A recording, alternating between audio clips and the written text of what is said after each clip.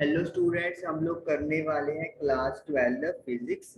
Chapter is optics और आज हमारा जो टॉपिक है वो है रिफ्लेक्टिंग टाइप टेलीस्कोप।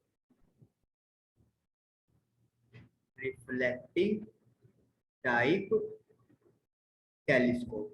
अभी तक हम लोगों ने जो टेलीस्कोप की है एस्ट्रोनॉमिकल, वो रिफ्रैक्टिंग है। रिफ्रैक्टिंग मतलब आप लेंस यूज कर रहे हो ओनली। लेकिन जब मैं रिफ्लेक्टिंग की बात करता हूँ तो रिफ्लेक्टिंग का मतलब ये हो गया मैं यहाँ पर मिरर का भी यूज कर सकता हूँ। तो उसी के अंडर हमारे पास दो टाइप की टेलीस्कोप है, जिसमें से फर्स्ट नाम है केस ग्रेनियन टाइप टेलीस्कोप। तो सबसे पहले इसका डायग्राम हम लोग बनाएंगे।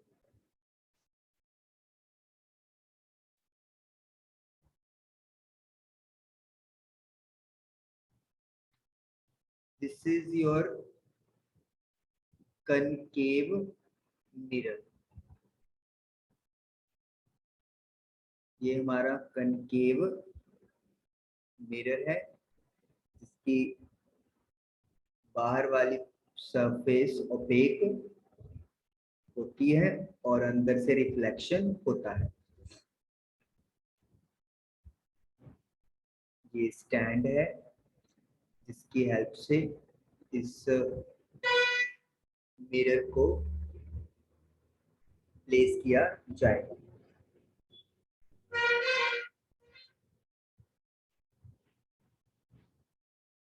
अब होगा क्या, जो आपके पास टेलीस्कोप है उसका काम होता है दूर की चीजों को पास दिखाना, क्लियर दिखाना। तो बड़ी जो आपके पास ये लाइंस है, रेस लाइक दिस ऐसे आएंगी पैरेलल। हमें पता है हम लोग पैरेलल अज्यूम करके चलते हैं। तो ये पैरेलल रेज आ रही है किसी दूर चीज से, स्पेस में जो कोई प्लैनेट है या स्टार है। तो ये जो पैरेलल रेज आ रही है ये मिरर से टकराएंगी। टकराने के बाद आपको पता है ये प्रिंसिपल फोकस की तरफ मुड़ेंगी। तो लाइक दिस वो ऐसे प्रिंसिपल फोकस की तरफ मुड़ जाएंगी और एफ पे मिल जाएंगी। ये आपको क्लियर है, ये आप लोग 10th में भी कर चुके हो।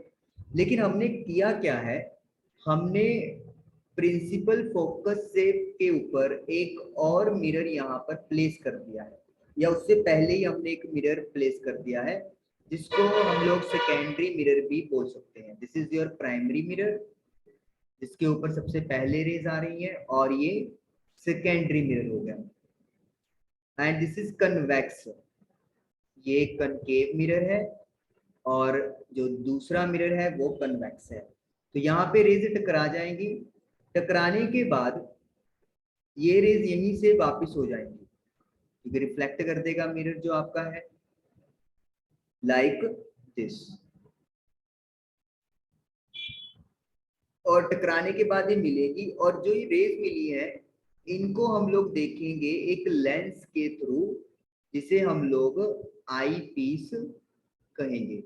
यानी कि जो हमारी आई की तरफ लेंस होगा उसके थ्रू हम लोग इन रेज को देखेंगे, और ये रेज क्या इंडिकेट करेंगी, जो ऑब्जेक्ट से रेज आ रही है उसकी इमेज ये हमें बनाकर दिखाएंगे।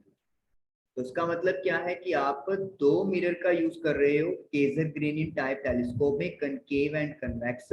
कनकेव पैरेलल आती हुई रेज को मोड़ेगा, रिफ्लेक्ट करेगा, और एक सेकेंडरी मिरर उसके रास्ते में पड़ा हुआ है जो उनको वापस रिफ्लेक्ट कर देगा आई पीस यानी कि लेंस की तरफ, जिससे हम लोग आसानी से इमेज देख सकते हैं जो भी आपके पास दूर वाला ऑब्जेक्ट है। उसके बाद हम लोग मैग्नीफाइंग पावर की बात करेंगे। नॉर्मल एडजस्टमेंट में आपको पता है, यानी कि इमेज इंफिनिटी पे बनता है। तो वहां पे हमारे पास फॉर्मूला क्या था, focus length of objective lens divided by focal length of eyepiece. अब यहाँ पे ऑब्जेक्टिव लेंस तो नहीं है, उसकी जगह पर मिरर रखा हुआ है। तो इसका मतलब है हम लोग प्राइमरी कनकेव मिरर की रेडियस ऑफ कर्वेचर निकालेंगे, दैट इज r अपॉन 2, क्योंकि हमें पता है रेडियस ऑफ कर्वेचर का हाफ फोकल लेंथ के इक्वल होता है। एफ था focal length of eyepiece, क्योंकि यहाँ पे भी हम लोग आई साइड लेंस यूज कर रहे हैं, तो इसका मतलब ये F P as it is रह जाएगा। तो ये आप लोगों के पास मैग्नीफाइंग पावर का फॉर्मूला बन गया जो reflecting type telescope Cassegrain का है। तो ये पहली तो रिफ्लेक्टिंग टाइप टेलीस्कोप हमारी हो गई। उसके बाद हम लोग बात करेंगे सेकंड की। सेकंड जो है वो है न्यूटोनियन टाइप टेलीस्कोप। पहले इसका भी अपन डायग्राम बनाएंगे और फिर इसके बारे में बात करेंगे।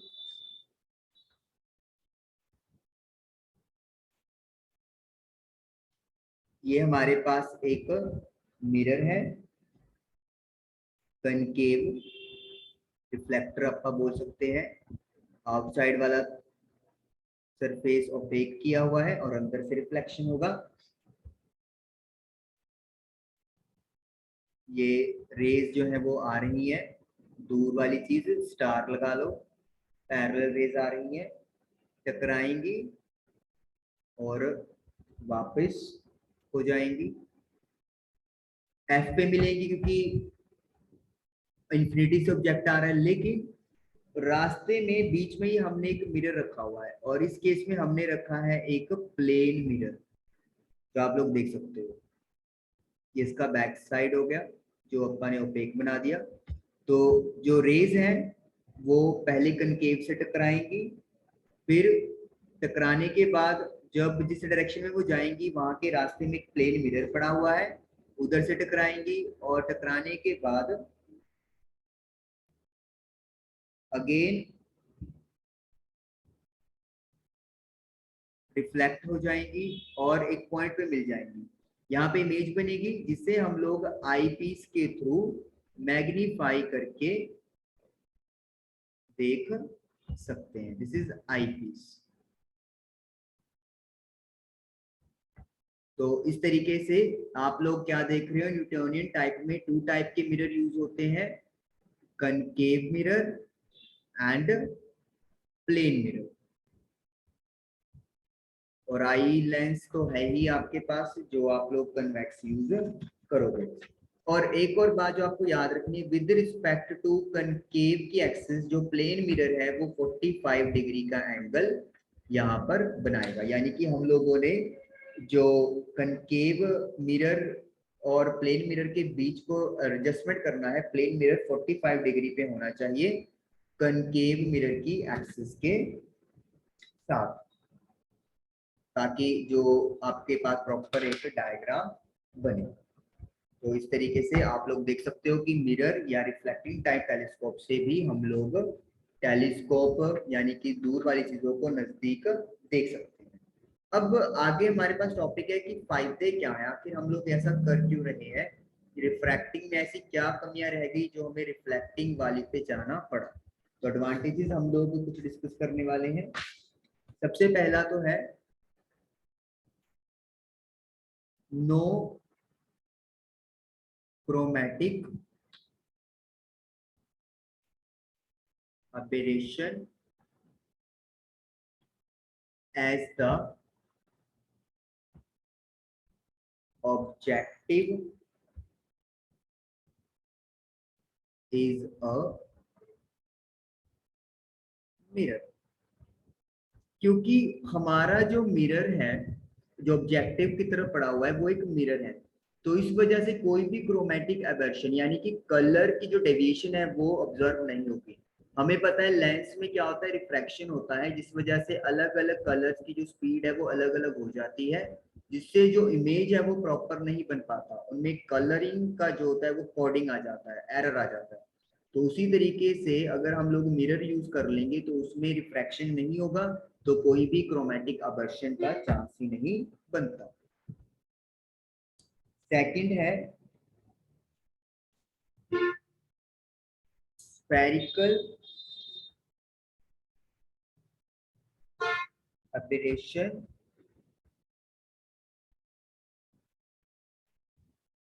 Is use.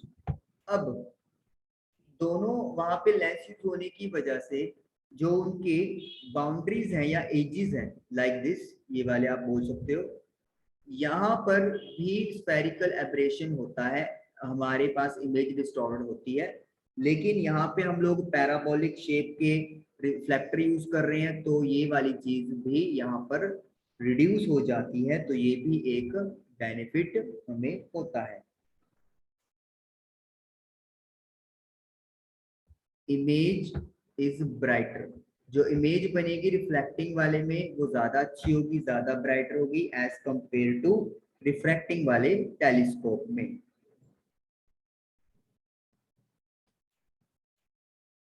Mirror requires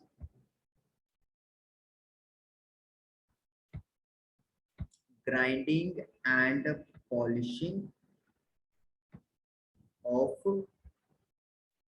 only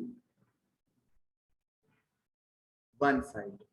तो मिरर में सिर्फ एक ही साइड पे आपको ग्राइंडिंग और पॉलिशिंग करनी पड़ती है, लेकिन लेंस में आपको दोनों साइड से पॉलिशिंग भी करनी पड़ती है और ग्राइंडिंग भी करना होता है, तो इसलिए ये भी एक बेनिफिट होता है।